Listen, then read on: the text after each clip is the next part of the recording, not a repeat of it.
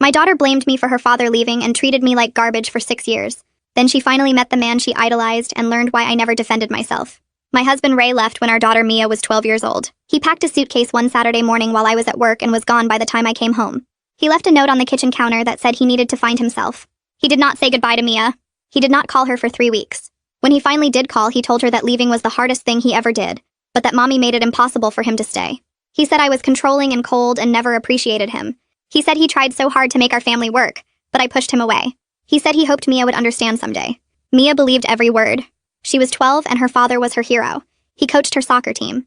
He took her for ice cream every Sunday. He let her stay up late watching movies while I was the one enforcing bedtimes and homework rules. Of course she believed him. I was the strict parent and he was the fun one. I was the one who said no and he was the one who said yes. When he left, she decided it must be my fault, because her perfect father would never abandon her without a good reason. The first time Mia screamed at me was 2 months after Ray left. She said I drove him away.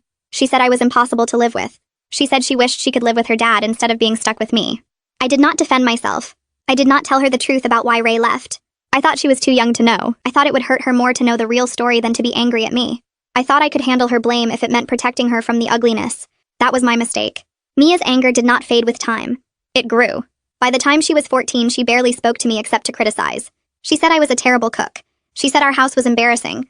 She said her friends had better mothers who actually cared about their children.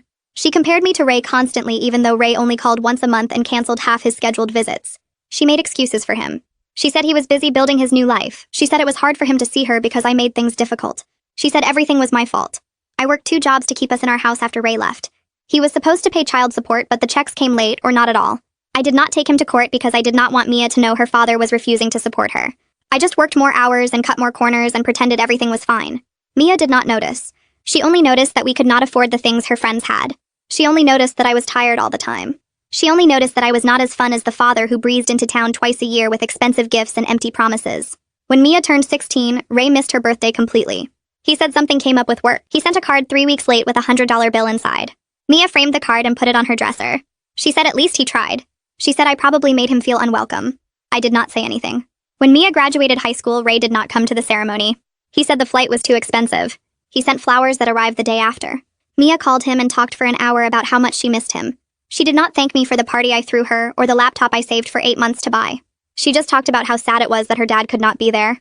I did not say anything. Mia went to college 3 hours away. She called Ray every week. She called me once a month and only to ask for money.